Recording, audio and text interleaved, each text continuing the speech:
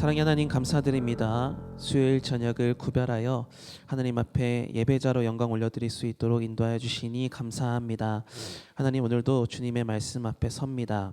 하나님의 말씀 앞에서 우리의 부족함이 발견된다면 하나님의 은혜를 더욱 간구하는 자세로 이 말씀 앞에 서기를 원합니다. 또한 하나님, 이 말씀 앞에서 우리의 교만함을 발견한다면 하나님의 말씀 앞에서 자복하고 회개하여 겸손한 자로서 주님만을 찾고 구하는 자로 변화되기를 소망합니다. 오늘 말씀을 통해서, 예배를 통해서 하나님의 원하심대로 성장하고 하나님의 기쁨대로 살기를 소망하며 말씀 앞으로 나아가고자 하오니 친히 말씀하여 주시고 그 말씀에 도전을 받아 삶에서 말씀대로 살아가지는 인생이 될 수 있도록 이 시간 은혜 내려 주시옵소서. 하나님이 함께해 주실 것을 믿고 감사드리며 예수님의 이름으로 기도드립니다. 아멘. 다시 말씀 보시겠습니다. 오늘 주신 하나님의 말씀은 다니엘 5장 22절부터 31절까지의 말씀입니다. 구약 1242페이지 다니엘서 5장 22절부터 31절까지의 말씀입니다. 우리 한 절씩 교독하시고 마지막 절은 합독하겠습니다.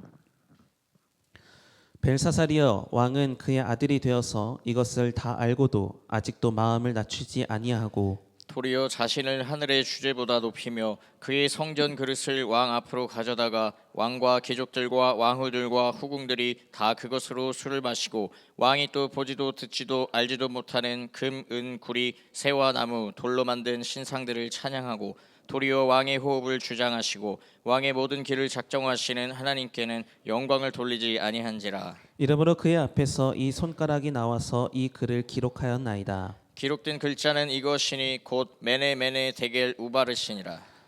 그 글을 해석하건대 메네는 하나님이 이미 왕의 나라의 시대를 세워서 그것을 끝나게 하셨다 함이요, 데겔은 왕을 저우에 달아보니 부족함이 보였다 함이요, 베레스는 왕의 나라가 나뉘어서 메대와 바사 사람에게 준바되었다 함이니이다 하니 이에 벨사살이 명하여 그들의 다니엘에게 자주색 옷을 입히게 하며 금사슬을 그의 목에 걸어주고 그를 위하여 조서를 내려 나라의 셋째 통치자로 삼으니라. 그날 밤에 갈대아 왕 벨사살이 죽임을 당하였고 다리오가 나라를 얻었는데 그때 다리오는 62세였더라. 아멘. 사랑하는 참평학교의 성도님들 모두에게 하나님의 크신 은혜와 은총이 언제나 함께 하시기를 주님의 이름으로 축원합니다. 오늘 말씀의 제목은 메네메네 데겔 우바르신이라는 제목의 말씀인데요, 바벨론의 벨사살 왕에 대한 말씀을 통해서 함께 은혜를 나누고자 합니다. 우리가 믿는 하나님은 생사화복, 흥망성쇠를 포함하여 모든 인생의 일거수일투족을 주관하시는 전능하신 하나님이십니다.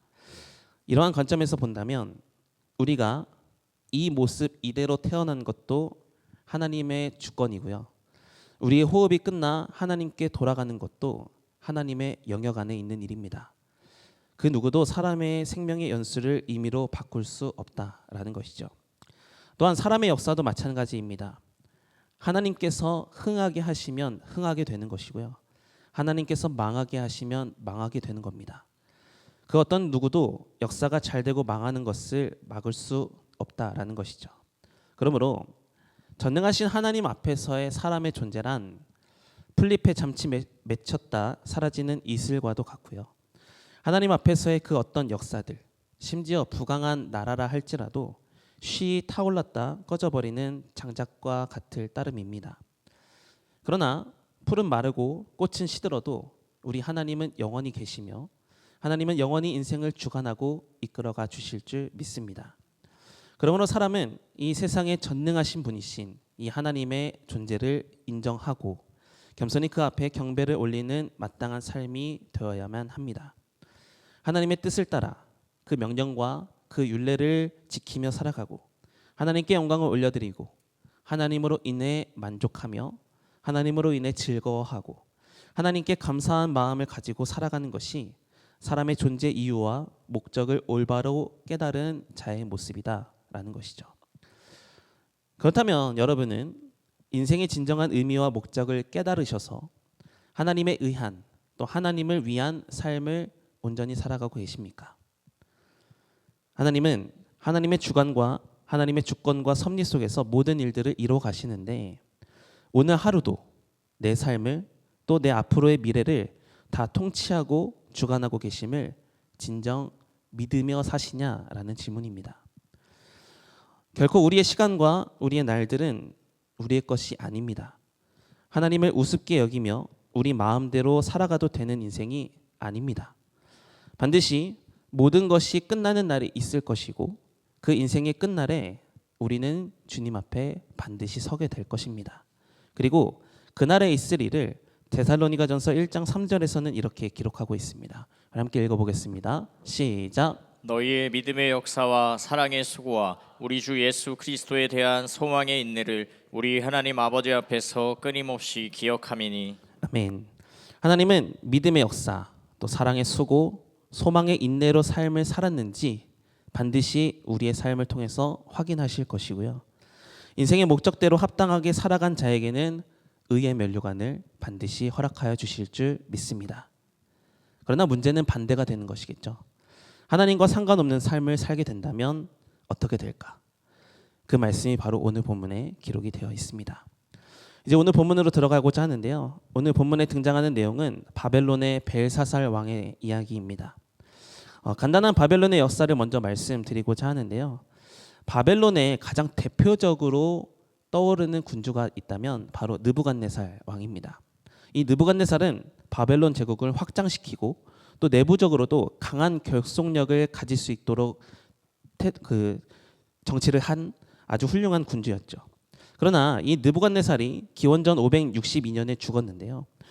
그가 죽은 이후에 바벨론은 역사적으로 분쟁과 음모와 또 살인이 연속되는 최악의 역사를 맞이하게 됩니다. 이 느부갓네살이 죽은 후에 그의 아들 에윌 무로닥이라는 사람이 왕위를 물려받게 되는데요. 그는 2년만 통치를 한 후에 느부갓네살의 사위였던 네르가살레셀이라는 사람에 의해서 죽임을 당하게 됩니다. 그 네르가살레셀이라는 사람은 4년을 재위를 하는데 그 이후에 죽게 되고 그 후에 라바시말뚝이라는 사람이 왕위를 계승하게 되는데요. 이 사람은 2달 만에 나보니더스라는 사람에게 몰매를 맞아 죽었다라고 기록하고 있습니다. 이후에 나보니더스는 17년간 바벨론의 왕으로 살아가게 되는데요. 그는 재임하는 17년 중에 10년 동안을 정복 전쟁을 위해서 원정길을 떠나게 돼요. 그래서 이러한 이유로 그의 아들이었던 벨사살을 섭정왕으로 다스려서 그 수도에서 나라를 다스리도록 했습니다. 그래서 다니엘서 5장 7절에 보면 셋째 통치자라는 말이 나오는데요. 이러한 여러 정황들로 인해서 벨사살이 왕이 되었다라고 얘기를 하고 있어요. 또한 본문에서 느부갓네살을 왕의 부친이다 이렇게 소개를 하고 있는데요. 느부갓네살은 바벨론 제국의 대표였기 때문에 그의 부친이라고 표현을 하고 있지만 역사적으로는 그 사실이 아니다라는 것을 먼저 말씀을 드립니다. 그러니까 어찌되었든 벨사살 왕 때에도 이 바벨론 제국은 여전히 강력했어요. 벨사살 왕은 또 전쟁을 대비하여서 요새들마다 많은 곡물을 쌓아뒀는데요. 얼마나 그 곡물을 많이 쌓았는지 20년은 좋게 버틸 수 있는 정도의 곡물 창고가 각각의 요새마다 있었다라고 합니다. 그 중에서도 다녀는 이 바벨론의 수도였는데요. 바벨론은 말 그대로 천연 요새였다라고 해요. 도시의 주위에는 높이 10m, 또 폭으로는 2.6m의 외성벽이 하나 있었고 또 안쪽으로 800m나 떨어져서 똑같은 규모의 내성벽이 하나 더 있었다라고 해요.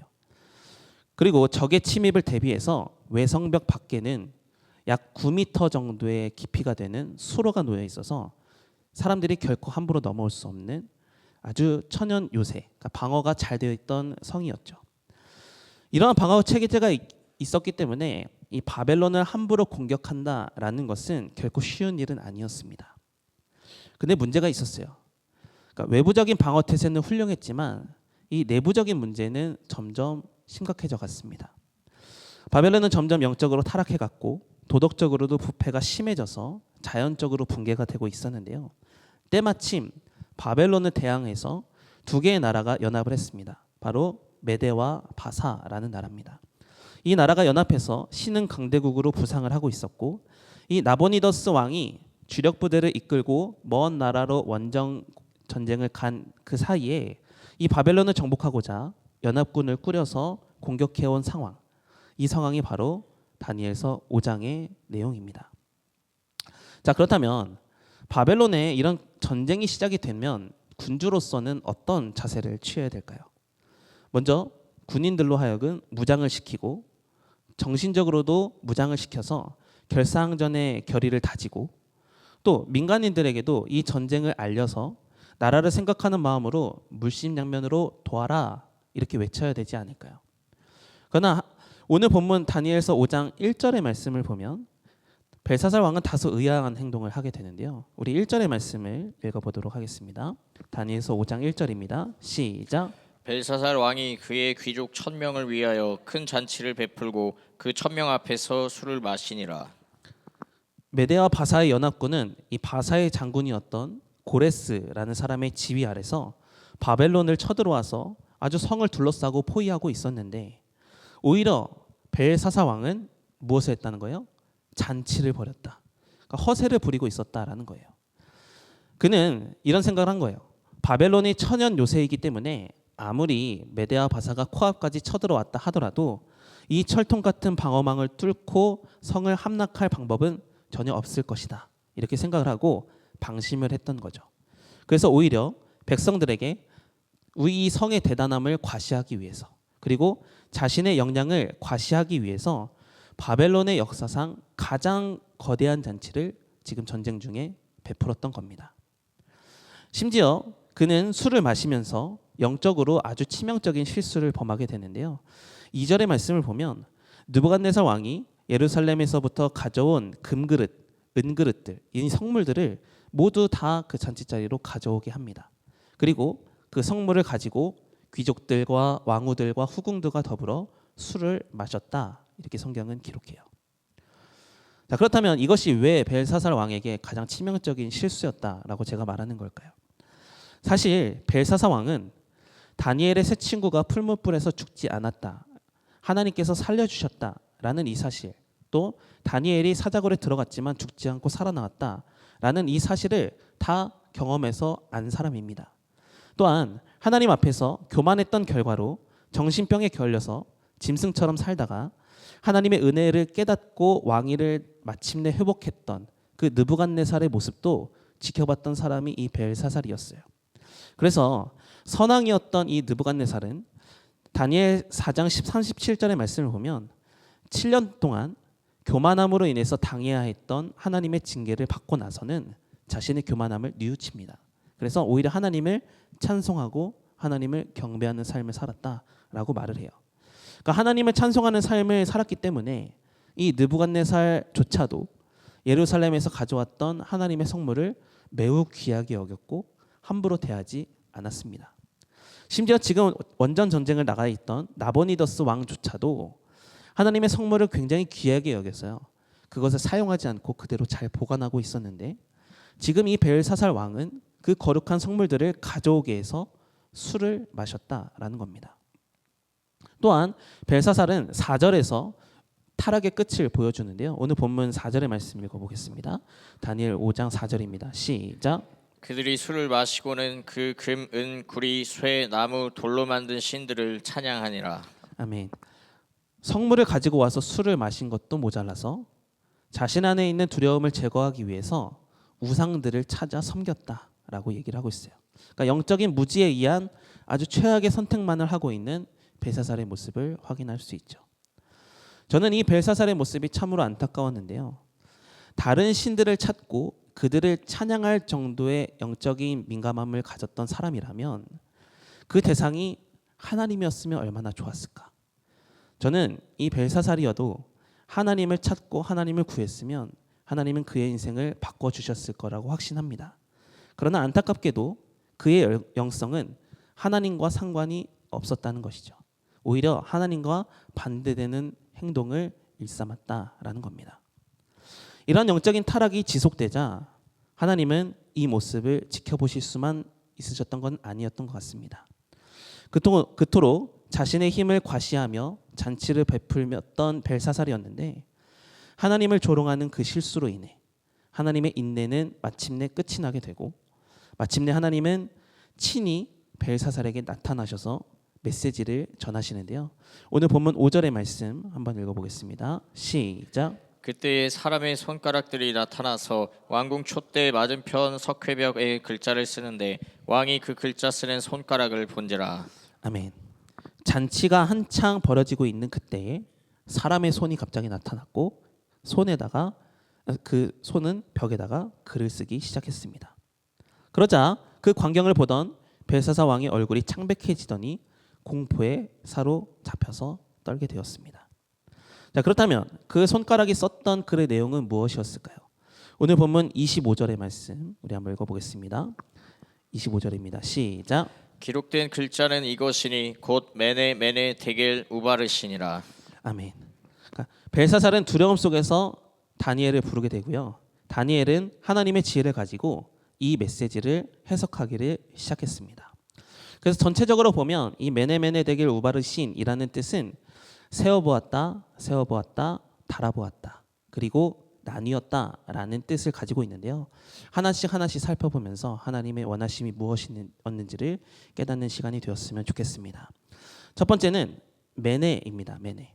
메네라는 것은 세어보았다라는 뜻을 갖고 있는데요. 하나님께서 벨사살의 시대를 세어서 그것이 끝나게 하셨다라고 성경은 기록하고 있습니다. 여기서 중요한 것은 두 가지인데요. 첫째는 하나님이 끝이다라고 하시면 인생은 끝난다라는 겁니다. 즉 세상에서는 영원한 것이 없다라는 건데요. 사람도 또 역사도 부강한 나라도 심지어 왕이라도 하나님이 끝이다라고 말씀하시면 인생은 끝난다라는 겁니다. 누구도 우리 인생의 마침표를 스스로 찍을 수 있는 권한을 갖고 있지 않습니다. 오직 인생의 끝은 전적인 하나님만 갖고 계시는 영역입니다. 심지어 우리가 살고 있는 내일이라는 시간도 사실 우리의 영역이 아닙니다. 그렇기 때문에 오늘 생명이 있을 동안에 우리는 최선을 다해서 삶을 살아야 되는데요. 머리털까지도 다 세신다라고 말씀하시는 하나님 앞에서 세상적인 최선이 아니라 믿음의 최선을 다하며 살기를 힘쓴다면 하나님은 그렇게 믿음으로 산 모든 행동들을 다 계수하셔서 우리에게 반드시 의의 면류관으로 보답하여 주실 줄 믿습니다. 그러니까 삶의 끝에도 반드시 끝은 있다. 하지만 그 끝까지 삶을 믿음으로 더욱 살기에 힘쓰는, 그러니까 표대를 향해서 달려가기에 힘쓰는 저와 여러분의 신앙의 삶이 되었으면 좋겠습니다. 그러나 오늘 말씀에서 보면 이 벨사살은 신앙의 열심의 관점에서 보면 하나님의 기준에 미치지 못하는 삶을 살았다라는 겁니다. 둘째로 이 메네라는 뜻에는 하나님은 모든 것을 다 계수하고 셈하고 계산하고 계신다라는 겁니다. 우리 인생은 하나님의 것입니다. 우리 인생의 주인 역시도 하나님이십니다. 하나님은 우리가 하나님이 주신 인생을 살아가도록 인도하여 주시며 우리의 삶을 매 순간 지켜보고 계십니다. 그래서 어쩌면 우리의 삶에 마주하는 모든 순간들과 모든 일들은 어쩌면 하나님께서 우리에게 내어주시는 시험 문제와도 같습니다. 그리고 언젠간 그것을 채점하시고 점수로 매기신다라는 거죠. 그렇기 때문에 우리가 만나는 모든 문제들과 모든 상황들 앞에서 무심코 하나님과 상관없는 행동으로 나아가서는 안 됩니다. 때로 하나님은 우리에게 시련과 문제를 주셔서 힘들게 하시기도 하고요. 때로는 성공과 형통함을 주셔서 행복하게도 하세요. 때로는 아무리 기도해도 하나님의 은혜가 느껴지지 않을 만큼 외로움을 경험하게 하실 때도 있고, 때로는 작은 기도 하나에도 응답하여 주셔서 하나님의 축복을 누리게 하실 때도 있습니다. 이러한 모든 순간을 경험하면서 우리는 하나님을 신뢰하는가? 그럼에도 불구하고 하나님을 사랑하는가? 이러한 믿음의 반응을 하나님은 보고 계시고 그것을 다 셈하고 계신다라는 것이죠. 하나님의 점수판에는 여러분들은 좋은 점수를 받아 누릴 수 있는 믿음에 반응하는 사람들이 되었으면 좋겠습니다. 그러니까 이러한 관점에서 보면 이 벨사살은 더 이상 두고 볼 수 없을 만큼 학점으로 따지면 F 학점을 받은 낙제자의 삶을 계속해서 살아냈다라는 것이죠. 자, 둘째로 데겔이라는 단어를 살펴보려고 하는데요. 이 데겔은 달아보았다라는 뜻을 갖고 있습니다. 그러니까 하나님께서 이 벨사살을 하나님의 저울에 달아보았더니 그 함량이 미달되었다라고 얘기를 하는 거예요. 그러니까 이러한 사실을 통해서 알 수 있는 것은 인생에는 반드시 하나님의 저울이 있다라는 것을 알아야 된다는 거예요. 그러니까 사실 벨사살은 세상적으로 보면 왕이라는 직분을 가졌기 때문에 무게가 굉장히 많이 나가야 되는 사람이어야만 했습니다. 가진 것도 많았잖아요. 그리고 가진 권력도 굉장히 강했어요. 그렇게 자신이 가진 것을 가지고 자신이 누려왔던 모든 것을 가지고 하나님께 영광을 올려드리면 얼마나 그 저울이 무겁겠습니까? 그러나 그는 우상 숭배, 또 도덕적인 타락, 심지어 영적인 문란함으로 인해 도저히 구원에 이를 수 없는 가벼움, 그러니까 더 이상 하나님 삶의 의미와 목적을 찾을 수 없을 만큼, 그래서 하나님이 인생을 끝내셔야만 할 만큼 하나님이 보시기에 아주 새털처럼 가벼웠던 그의 영적인 무게감, 영적 함량의 미달의 삶을 살았던 사람이 바로 벨사살이었다라는 겁니다. 사실 이 대겔이라는 단어는 우리에게도 심각한 영적 고민을 하게 만드는 단어죠. 만약 저와 여러분의 신앙을 하나님께서 저울에 달아보신다면 과연 어느 정도 무게가 나올까? 벨사살은 부족함이 보였다라고 했습니다. 그러니까 신앙의 모든 면에 있어서 많은 시간을 부여받았고 많은 기회도 주셨고 많은 말씀도 주셨고 회개할 수 있는 기회를 충분히 주셨다라는 것을 의미해요. 그러나 그런 기회가 있었음에도 불구하고 하나님의 저울에 달려 부족함이 보였다라면 그의 인생이 얼마나 하나님과 상관없는 삶을 살았는가 이것을 확인해 볼 수 있다라는 것이죠. 아니 심지어 다니엘은 벨사살이 느부갓네살이 저질렀던 교만의 죄를 알고 있었음에도 불구하고 똑같이 그 죄를 저지르고 있다라고 오늘 고발하고 있는데요. 22절, 23절의 말씀 우리 한번 읽어보도록 하겠습니다. 시작. 벨사살이여, 왕은 그의 아들이 되어서 이것을 다 알고도 아직도 마음을 낮추지 아니하고 도리어 자신을 하늘의 주제보다 높이며 그의 성전 그릇을 왕 앞으로 가져다가 왕과 귀족들과 왕후들과 후궁들이 다 그것으로 술을 마시고 왕이 또 보지도 듣지도 알지도 못하는 금, 은, 구리, 쇠와 나무, 돌로 만든 신상들을 찬양하고 도리어 왕의 호흡을 주장하시고 왕의 모든 길을 작정하시는 하나님께는 영광을 돌리지 아니한지라. 아멘. 다니엘은 한마디로 교만한 벨사살의 모습을 지금 지적하고 있는 거예요. 그러니까 교만은 뭔가? 교만은 세상에서는 강한 무게감을 가질 수 있지만 하나님의 저울에서는 전혀 무게감을 가질 수 없는 요소다라는 겁니다. 아니 오히려 하나님의 저울에 무게감을 떨어뜨리는, 부족하게 만드는 요소가 된다라는 겁니다. 그러므로 여러분, 높아진 마음을 낮추지 않으며 진리 앞에 자복하고 회개하는 심령을 가지고 하나님 앞에 엎드리지 않는다면 우리의 영혼 역시도 매우 부족한 상태, 매우 저급한 수준에 머물러 있을 수밖에 없습니다. 그래서 자꾸 여러분도 진리 앞에 여러분의 영혼을 비춰 보셔야만 합니다. 진리 앞에 자꾸 우리의 영혼을 노출시켜야만 지금 내가 어떠한 상태에 있는지 확인할 수 있고요. 부족한 것은 채우고 높아진 마음은 낮추고 온전한 것은 영광으로 하나님께 올려드릴 수 있게 될 것입니다. 이렇게 매일 자신을 돌아보며 하나님 앞에서 살기를 힘쓸 때 우리는 하나님의 저울에 부족함 없는 사람이 되게 될 줄 믿습니다. 마지막 세 번째로 우바르신이라는 단어인데요. 우바르신은 합성어입니다. 우와 바르신이라는 합성어인데요. 그리고 나누었다라는 뜻입니다.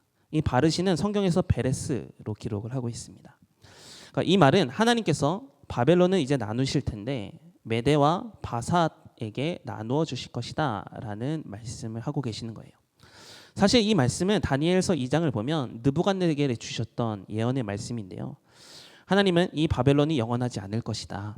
나라들이 계속 일어날 것이다 라고 말씀하셨는데 그 하나님의 약속이 지금 벨사살의 시대 때 마침내 끝이 나게 될 것이다 라고 말씀하고 있는 겁니다.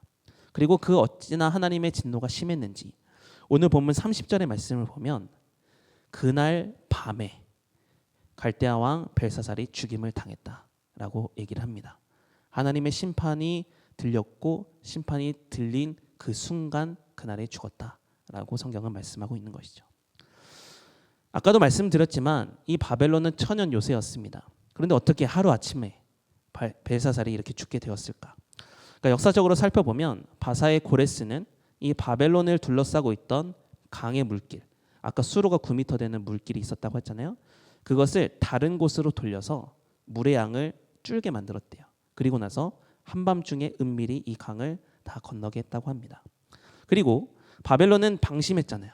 잔치를 벌이고 있었기 때문에 수비를 할 수 있는 여력이 없었죠.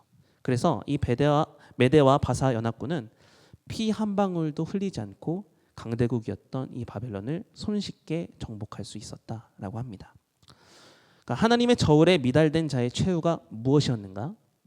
그는 나라와 왕위와 육신의 생명을 즉시 잃었을 뿐만 아니라 영생과 하나님의 나라도 잃어버리는 안타까운 결국을 맞이하게 되었다라는 것이죠. 사랑하는 성도 여러분, 하나님은 오늘 우리를 믿는 자의 삶으로 살게 하시고 또 믿는 자에게 하나님의 저울이라는 주제로 말씀 앞에 서게 하시는 것은 하나님의 원하심이 우리에게 있는 줄 믿습니다. 하나님은 우리를 거룩한 소명을 감당하는 자들로 부르셨습니다. 디모데후서 1장 9절의 말씀인데요. 우리 한번 읽어보겠습니다. 시작. 하나님이 우리를 구원하사 거룩하신 소명으로 부르심은 우리의 행위대로 하심이 아니요 오직 자기의 뜻과 영원 전부터 그리스도 예수 안에서 우리에게 주신 은혜대로 하심이라. 아멘. 주님이 우리를 불러서 거룩한 소명을 주신 이유는 그 하나님의 은혜대로, 하나님의 원하심대로 살기를 바라셨기 때문입니다. 그래서 하나님은 우리를 부르셨고 계속 우리의 삶을 지켜보고 계십니다. 만약 우리가 이러한 거룩한 소명을 받았음에도 불구하고 하나님을 의식하지 않고 산다든지 아니면 하나님을 무시한 채 내가 원하는 대로만 살아가고 있다면 우리 역시도 벨사살처럼 하나님의 저울에 미달된 삶으로 판단되어질 수 있습니다. 그리고 하나님의 저울에 미달되었다라는 이 결과를 받는다는 것은 곧 우리의 인생의 마침표가 찍혀질 수도 있다라는 것과 같겠죠. 저울의 분량대로 충만한 영적인 무게를 가지고 산 자에게는 반드시 의의 면류관을 얻게 될 줄 믿습니다. 그러나 반대로 저울의 분량에 부족한 영적 무게를 가지고 있는다면 우리는 영원한 멸망에 이르게 될 것입니다. 그렇다면 지금 우리의 영혼의 무게가 어떠한지 우리는 어떻게 판단을 할 수 있을까요? 그것은 우리가 지금 하나님께 대해서 얼마나 그 말씀에 민감하게 반응하며 사는지를 체크해 보면 알 수 있습니다. 말씀을 통해서 매번 도전으로 주시는 그 말씀에 나는 얼마나 반응하며 사는가? 믿음의 삶에 마땅한 모습인 하나님의 기쁨이 되는 삶을 나는 얼마나 의식하며 순종하며 살려고 힘쓰는가?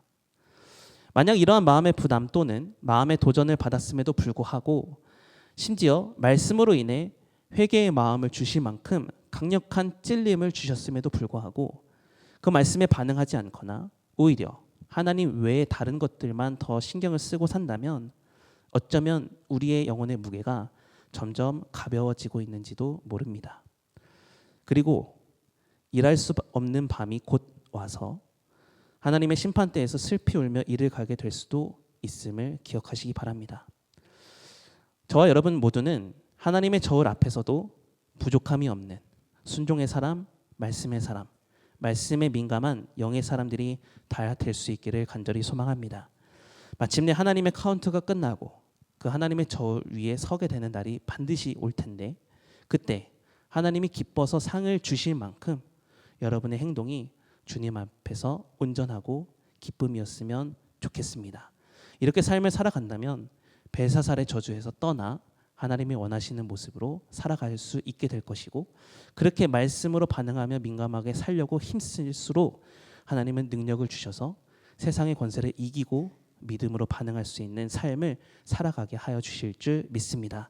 이런 하나님의 역사를 체험하며 살아가는 여러분이 모두가 되었으면 좋겠고 여러분 모두는 하나님이 주신 영혼의 무게가 점점 무거워져서 하나님이 무엇을 맡기셔도 기쁨으로 감당할 수 있고 하나님이 무엇을 감당하게 하셔도 온전히 감당해낼 수 있는 믿음의 반응을 하는 한 사람들이 다 될 수 있기를 주님의 이름으로 축원합니다.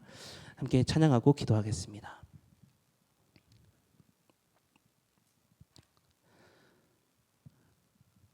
제가 목사가 되어서 되게 점잖해 보이지만 사실 저는 굉장한 개구장이었거든요. 그래서 부모님의 입장에서 그런 얘기 있잖아요. 아픈 손가락이라고 말할 만큼 사실 못되고 악동 같은 삶을 살았습니다. 근데 그런 삶을 계속 살다 보면 하나님 앞에서도 악동과 같은 모습이 나타나고 그런 모습은 하나님의 마음을 아프게 하는 것 같아요. 그러니까 하나님의 마음을 아프게 하면 아프게 할수록 영혼의 무게감이 점점 줄어드는 모습을 발견하게 됐어요. 그래서 하나님께 구했던 거죠.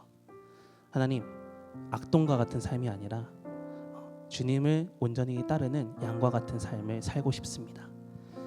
그런 결단이 있어서 지금까지 목사로 이렇게 살고 있지 않나 이렇게 생각을 합니다.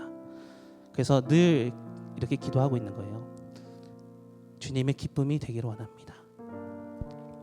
그것이 주님의 기쁨이 되는 삶으로 목적되며 살아가면 하나님은 그 삶이 실패라고 할지라도 잘 살았다 이렇게 인정해 주실 것이고 그런 삶이 우리의 삶에 만족이 되고 참된 기쁨으로 맞이하게 되는 것 같습니다.